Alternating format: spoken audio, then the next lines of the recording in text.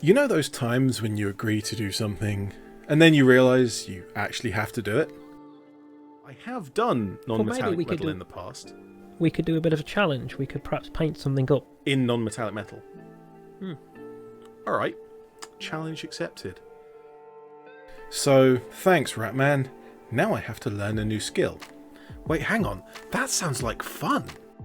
Hi, I'm ED-SKaR, and today I'm going to learn NMM. Non-metallic metal.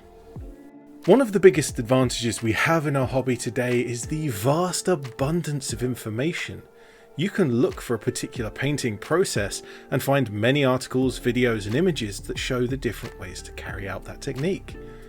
One of the biggest problems in our hobby is the overabundance of information that new painters get overwhelmed, apprehensive and genuinely even scared to paint their models. And that's something I will address later. After my research, I went about planning my paintwork, which seems awfully dull, so I didn't really spend much time on it.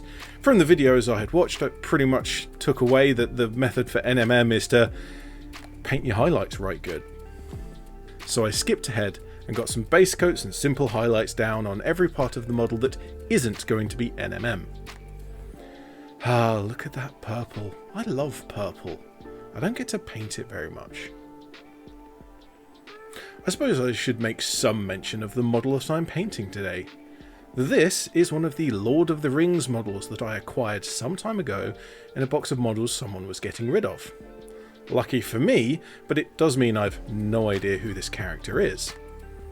It's become somewhat of a running joke that I don't remember the names of the other Lord of the Rings models that I've painted. I always look them up and forget anyway. In the case of this particular model, I can't even find it on the Games Workshop website. According to the emblem, he would be a banner bearer for Gondor. Well, we've been at this NMM video for far too long without me doing any NMM, so let's just take one more moment. This is a pretty scary technique and I have to get it just right, and only perfection is acceptable. Rubbish! Get some paint down, and also pass me my soapbox. Painting is a great hobby, and as a hobby, it should be enjoyable. There should be no requirement for you to excel from the beginning, and if that's causing you to stress over it, then that's a problem. If you're here to pick up one more trick for NMM before you get started, then this is the takeaway for you. Go and paint a model right now and enjoy it. Find the model that you want to paint, the model you've been putting off until you get the skill or that you don't want to ruin. Paint the model that excites you and paint the model that you will enjoy the most. Because by enjoying the process, you'll be able to concentrate and learn from it.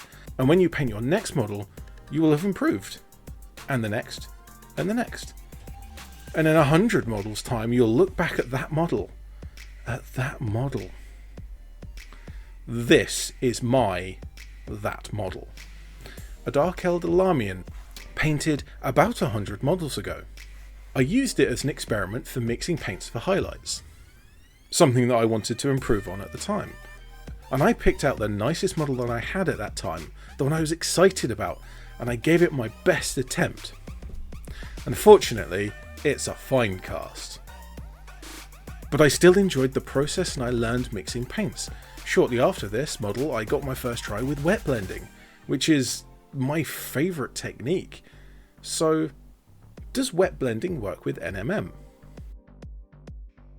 Let's have a look at this single piece. I hope you can excuse my camera work. I'm not in a position to buy a camera that can focus on stuff this small.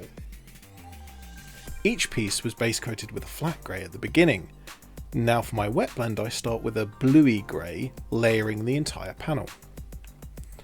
Before it has time to think about drying, I bring in a dark greeny black and mix it together with the blue grey. Obviously I hadn't thinned the black properly in this case, as it's dried faster than I thought. We know from our research that this piece should have a bright highlight on top and an opposing dark reflection, and in this case that ends up underneath.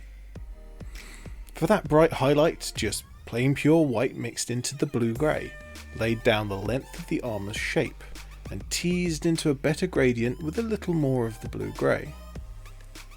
I went back over some of these armour panels a few times, and some I just passed over once. With a new skill or style of painting, you shouldn't expect consistency and perfection, so just keep poking at it until you get it roughly where you want it. Or until it's so bad it needs paint stripping. I have never felt the need to strip a model that I'm working on. Only models that I painted decades ago as an edgy emo 15-year-old.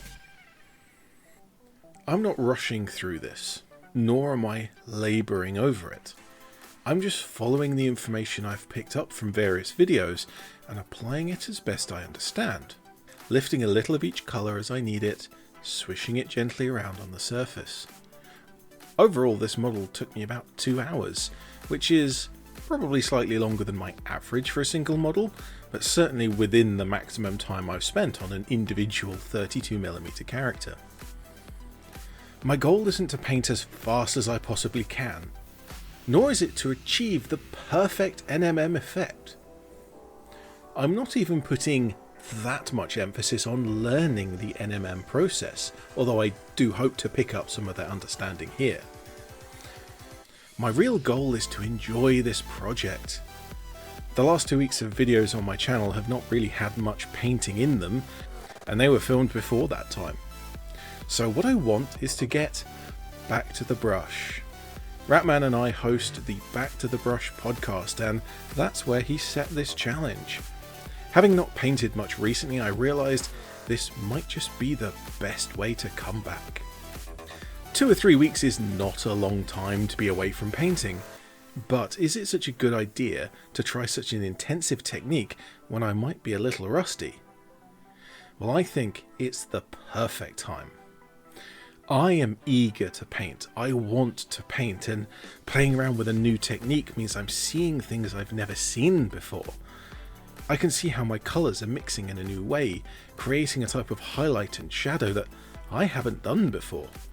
I can see how they come together, or in some cases how they don't. I particularly would like to point out this back armour panel, the largest single surface in my NMM project today, and also one of the last. I hadn't planned to save this for the end. I just got stuck in wherever I felt like and drifted from one panel to another. I didn't think about it too heavily, starting with my upper highlight and then some shadows under the shoulder and across the small of the back. From a technical point of view, this isn't a good display of NMM. There should be random reflections, not this perfect highlight and shade that a matte surface would give. But I just didn't care. I was happily swearing along at just how good it felt in making it look this way. Those smooth gradients are maybe my best ever. Well, probably not, but it felt like it at the time. It may well be possible that I have never been more excited about painting a single model than I was when painting this one. I've heard many times people refer to painting models as fun. I never understood that. I enjoy painting, but for me it's a methodical, relaxing experience, not fun. But now I know. For me, this model was fun. But we are at an end of this project, so let's look at the hero shots. The NMM isn't amazing, and I don't care. The rest of the highlights aren't quite right. I could have spent some more time there, and I don't care. I didn't make a base for this model. Still don't care. I'll do that someday. What I achieved here is painting another model from my pile of opportunity. I got back to the brush. I practiced a new painting style, but most of all, I had fun. So let me know in the comments if there's a model that you have that you want to paint, or a technique that you want to try. And then tomorrow come back and tell me you've started. And once that model is done, maybe I'll even include one of your pictures in our podcast. But this has gone on long enough. I'm excited to paint another model, so subscribe to see what I get to next week. For now, I'm ED-SKaR, always will be, and thank you very much for watching.